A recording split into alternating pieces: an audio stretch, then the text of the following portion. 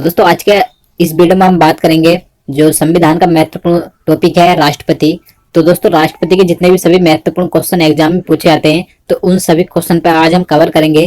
तो दोस्तों अगर आप किसी भी एग्जाम की तैयारी कर रहे हैं तो हमारे इस वीडियो जरूर देखिए। और वीडियो शुरू करने से पहले अगर आप हमारी वीडियो पहली बार देखते हैं तो हमारे चैनल को जरूर सब्सक्राइब कर दें, साथ ही इसको साइड में जो बेल आइकन उसे जरूर दबा दें ताकि जब भी मैं आगे वीडियो अपलोड करूँ आप उसे सबसे पहले देख सकें। तो चलिए वीडियो शुरू करते हैं। तो दोस्तों हमारा यहाँ पर पहला क्वेश्चन है, भारत में कार्यपालिका का अध्यक्ष कौन होता है। दोस्तों आपको याद रखना है जो भारत की कार्यपालिका होती है इसका अध्यक्ष कौन होता है, एग्जाम में पूछ लिया जाता है। तो चार ऑप्शन आपके सामने, अगर आपको पता है तो आप इसका सही आंसर लगा सकते हैं। तो चलिए मैं आपको बता देता हूँ। तो जो भारत में कार्यपालिका का अध्यक्ष होता है कौन होता है, राष्ट्रपति होता है। तो इसका आंसर आप याद रखिएगा, आंसर ऑप्शन नंबर ए हो जाएगा राष्ट्रपति। चलिए नेक्स्ट क्वेश्चन देखते हैं। भारतीय संविधान के अनुसार देश का प्रथम नागरिक कौन होता है। दोस्तों आप सभी को पहले से ही पता होगा, जो भारतीय संविधान के अनुसार देश का प्रथम नागरिक माना जाता है, कौन माना जाता है, तो राष्ट्रपति माना जाता है। यानी कि इसका जो आंसर हो जाएगा ऑप्शन नंबर बी हो जाएगा राष्ट्रपति। और जो दोस्तों जो तीनों सेनाएं होती हैं, जल थल और वायु, तो उनका जो सर्वोच्च सेना यानी कि सर्वोच्च जो उनका मालिक होता है तीनों सेनाओं का, तो कौन होता है, राष्ट्रपति होता है। तो आप इसे भी याद रखिए। चलिए नेक्स्ट क्वेश्चन देखते हैं। भारत का राष्ट्रपति बनने के लिए न्यूनतम आयु कितनी वर्ष होनी चाहिए। दोस्तों वेरी इंपॉर्टेंट क्वेश्चन है, आपको पता होना चाहिए जो भारत का राष्ट्रपति होता है यानी कि प्रेसिडेंट, इसकी न्यूनतम आयु कितनी होनी चाहिए, राष्ट्रपति बनने के लिए योग्यता कितनी होनी चाहिए, तो कितने वर्ष होनी चाहिए, तो 35 यानी कि 35 वर्ष आयु होनी चाहिए। तो इसका आंसर क्या हो जाएगा, ऑप्शन नंबर डी हो जाएगा 35 वर्ष। तो आपको याद रखना है। और दोस्तों जो उपराष्ट्रपति होता है, उपराष्ट्रपति बनने के लिए भी उम्र 35 वर्ष ही होनी चाहिए। तो आपको दोनों याद रखने हैं, राष्ट्रपति और उपराष्ट्रपति के लिए न्यूनतम आयु कितनी रखी गई है, 35 वर्ष रखी गई है। तो चलिए नेक्स्ट क्वेश्चन देखते हैं।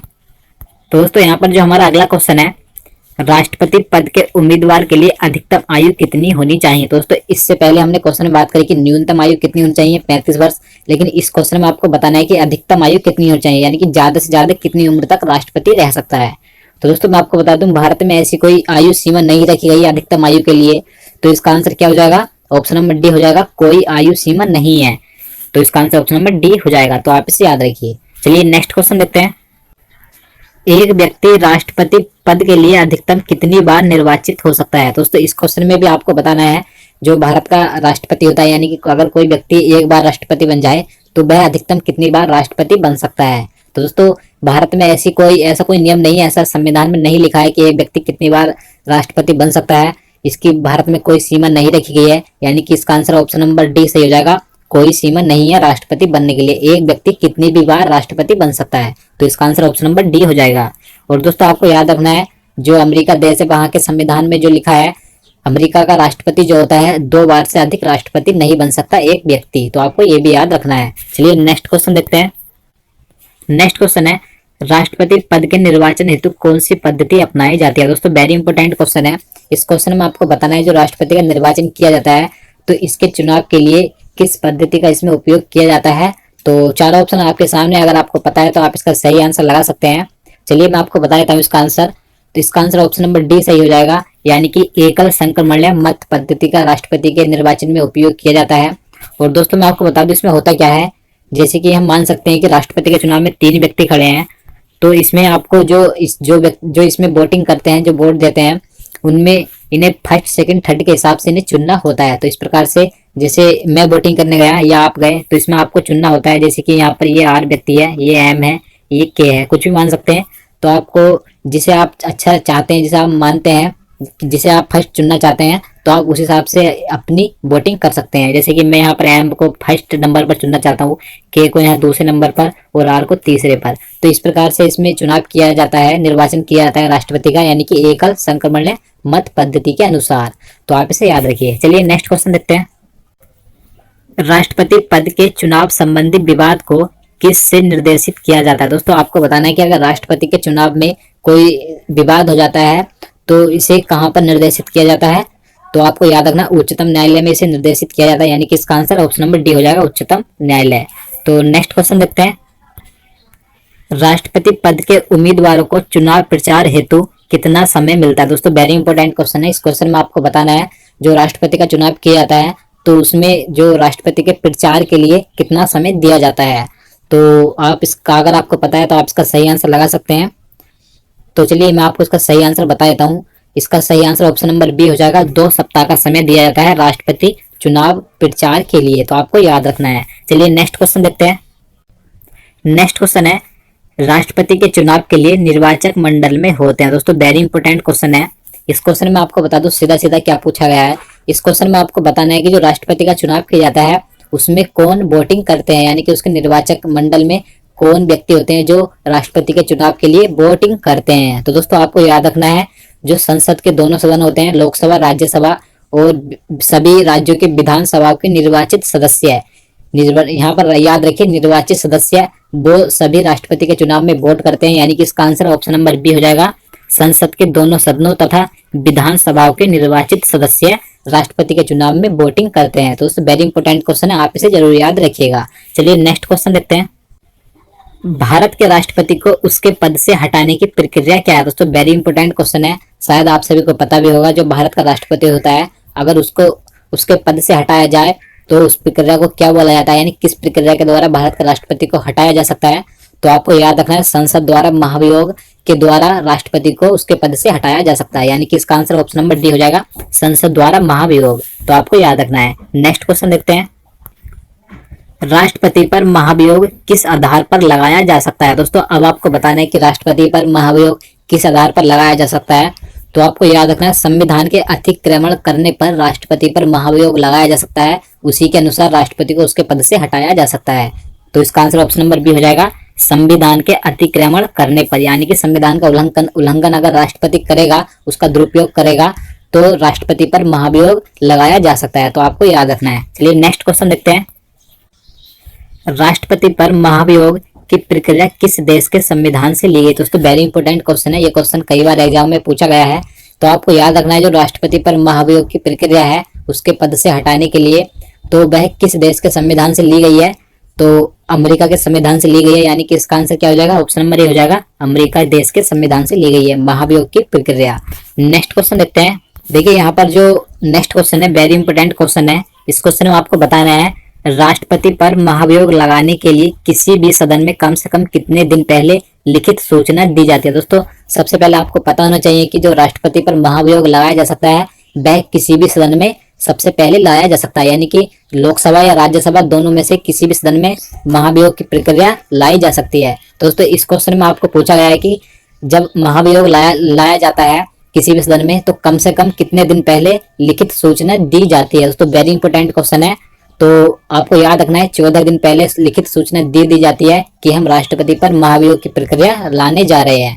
तो इसका आंसर क्या हो जाएगा, ऑप्शन नंबर बी हो जाएगा, 14 दिन पहले, यानी कि 14 दिन पहले। आप इसे जरूर याद रखिएगा। नेक्स्ट क्वेश्चन देखते हैं। राष्ट्रपति को पद और गोपनीयता की शपथ कौन दिलाता है। दोस्तों वेरी इजी क्वेश्चन है, आप सभी को पता होगा। राष्ट्रपति को उसके पद और गोपनीयता की शपथ कौन दिलाता है, जो भारत का मुख्य न्यायाधीश होता है, यानी कि सर्वोच्च न्यायालय का मुख्य न्यायाधीश जो होता है वह राष्ट्रपति को शपथ दिलाता है। तो इसका आंसर ऑप्शन नंबर ए हो जाएगा, भारत का मुख्य न्यायाधीश, यानी कि उच्चतम न्यायालय का मुख्य न्यायाधीश। नेक्स्ट क्वेश्चन देखते हैं। मुख्य न्यायाधीश के अनुपस्थिति में राष्ट्रपति किसके समक्ष शपथ लेता है। दोस्तों इस क्वेश्चन में आपको पूछा गया है, अगर जो भारत का मुख्य न्यायाधीश होता है, यानी कि सर्वोच्च न्यायालय का मुख्य न्यायाधीश होता है, अगर वह उपस्थित नहीं है उस समय जब राष्ट्रपति शपथ लेता है, तो राष्ट्रपति को शपथ कौन दिलाएगा। तो आपको याद रखना है, अगर सर्वोच्च न्यायालय का मुख्य न्यायाधीश नहीं है तो जो दूसरा वरिष्ठ न्यायाधीश होता है वह राष्ट्रपति को शपथ दिला सकता है। तो इसका आंसर क्या हो जाएगा, ऑप्शन नंबर डी हो जाएगा, सर्वोच्च न्यायालय का वरिष्ठ नागरिक, यानी कि वरिष्ठ न्यायाधीश। यानी कि वरिष्ठ कौन होता है, जो सबसे ज्यादा उम्र का हो सर्वोच्च न्यायालय में। तो आपको याद रखना है। नेक्स्ट क्वेश्चन देखते हैं। यदि राष्ट्रपति और उपराष्ट्रपति दोनों देश से बाहर हो तो उस स्थिति में कार्यभार कौन ग्रहण करेगा। तो उसको वेरी इंपॉर्टेंट क्वेश्चन है, आपको पता होगा, अगर जो भारत का राष्ट्रपति नहीं होता है, किसी देश और दूसरे देश में चला जाता है, तो उस समय जो कार्यभार होता है राष्ट्रपति का कौन संभालता है, उपराष्ट्रपति संभालता है, आपको पता होगा। लेकिन इस क्वेश्चन में पूछा गया है कि अगर राष्ट्रपति और उपराष्ट्रपति दोनों ही दूसरे देश चले जाएं तो उस समय जो राष्ट्रपति का कार्यभार होता है कौन संभालता है। तो ये क्वेश्चन में पूछा गया है। तो इसका आंसर ऑप्शन नंबर सी हो जाएगा, यानी कि सर्वोच्च न्यायालय का मुख्य न्यायाधीश ही इनका कार्यभार संभालेगा। तो इसका आंसर ऑप्शन नंबर सी हो जाएगा। तो नेक्स्ट क्वेश्चन देखते हैं। राष्ट्रपति अपना त्याग पत्र किसे देता है। तो वेरी इंपॉर्टेंट क्वेश्चन है, आपको बताना है कि राष्ट्रपति अगर अपना त्याग पत्र देना चाहे वह किसको देगा। तो उपराष्ट्रपति को देगा, यानी कि इसका आंसर क्या हो जाएगा, ऑप्शन नंबर बी हो जाएगा, उपराष्ट्रपति। नेक्स्ट क्वेश्चन देखते हैं, राष्ट्रपति के त्याग पत्र की सूचना उपराष्ट्रपति किसको देता है। दोस्तों जैसे मैंने आपको पहले बताया कि राष्ट्रपति अपना त्याग पत्र तो देगा उपराष्ट्रपति को, लेकिन जो उपराष्ट्रपति होता है वह राष्ट्रपति के त्याग पत्र की सूचना किसको देता है, इस क्वेश्चन में ये पूछा गया है। तो लोकसभा अध्यक्ष को उपराष्ट्रपति सूचना देता है, तो आपको याद रखना है। तो इसका आंसर ऑप्शन नंबर सी हो जाएगा, लोकसभा अध्यक्ष को। नेक्स्ट क्वेश्चन देखते हैं, भारत के सबसे लंबे समय तक राष्ट्रपति के पद पर कौन रहे हैं। दोस्तों वेरी इंपोर्टेंट क्वेश्चन है, आपको इसमें बताना है कि सबसे लंबे समय तक भारत के कौन व्यक्ति हैं जो राष्ट्रपति के पद पर रहे हैं। तो डॉक्टर राजेंद्र प्रसाद ने, जो भारत के प्रथम राष्ट्रपति भी थे, तो यही सबसे लंबे समय तक राष्ट्रपति के पद पर रहे हैं, तो आपको याद रखना है। तो इसका आंसर ऑप्शन नंबर डी हो जाएगा, डॉक्टर राजेंद्र प्रसाद। अगला क्वेश्चन देखते हैं, भारत का राष्ट्रपति निम्न में से किसकी नियुक्ति नहीं कर सकता। दोस्तों इस क्वेश्चन में आपको बताना है, जो भारत का राष्ट्रपति होता है, चार ऑप्शन आपको दिए गए हैं कि इनमें से भारत का राष्ट्रपति किसकी नियुक्ति नहीं कर सकता। तो चलिए देखते हैं। तो उपराष्ट्रपति की नियुक्ति करता है राष्ट्रपति, प्रधानमंत्री की भी करता है, राज्यपाल की भी करता है, लेकिन मुख्य निर्वाचन आयुक्त की नियुक्ति राष्ट्रपति के द्वारा नहीं की जाती। तो इसका आंसर क्या हो जाएगा, ऑप्शन नंबर डी हो जाएगा, मुख्य निर्वाचन आयुक्त। नेक्स्ट क्वेश्चन देखते हैं, केंद्रीय मंत्रिमंडल के मंत्रियों की नियुक्ति कौन करता है। इस क्वेश्चन में आपको बताना है केंद्रीय मंत्रिमंडलों की नियुक्ति किसके द्वारा की जाती है। तो इनकी नियुक्ति भी कौन करता है, राष्ट्रपति करता है। तो आप इसका आंसर ऑप्शन नंबर बी सही हो जाएगा, भारत का राष्ट्रपति करता है। नेक्स्ट क्वेश्चन देखते हैं, तो आज का यहाँ पर हमारा लास्ट क्वेश्चन है, किसी विधि के प्रश्न पर सर्वोच्च न्यायालय से परामर्श लेने का अधिकार किसको है। दोस्तों इस क्वेश्चन में पूछा गया है, जो सर्वोच्च न्यायालय होता है उससे किसी विधि यानी कि कानून के प्रश्न पर अगर कुछ सर्वोच्च न्यायालय से पूछना हो तो यह अधिकार किसको दिया गया है, परामर्श लेने का यानी कि सलाह लेने का। तो किसे दिया गया है, राष्ट्रपति को दिया गया है सर्वोच्च न्यायालय से परामर्श लेने का अधिकार। तो इसका आंसर ऑप्शन नंबर बी हो जाएगा, राष्ट्रपति। तो दोस्तों यही थे जितने क्वेश्चन आज मैं आपके लिए लेकर आया था। उम्मीद करता हूँ आपको वीडियो पसंद जरूर आया होगा। अगर वीडियो पसंद आया तो एक प्लीज लाइक जरूर करें, और आप इसी तरीके का अगर वीडियो देखना चाहते हो हमारे चैनल को जरूर सब्सक्राइब करें। दोस्तों इससे पहले मैंने जितने भी वीडियो बनाए काफी इंपॉर्टेंट है, अगर आप उन्हें भी देखना चाहते हैं तो हमारे चैनल पर को सब्सक्राइब कर उन सभी वीडियो को देख सकते हैं, आपके लिए काफी इंपॉर्टेंट होंगी। दोस्तों यही था आज के इस वीडियो में, मिलते हैं नेक्स्ट वीडियो में, तब तक के लिए नमस्कार।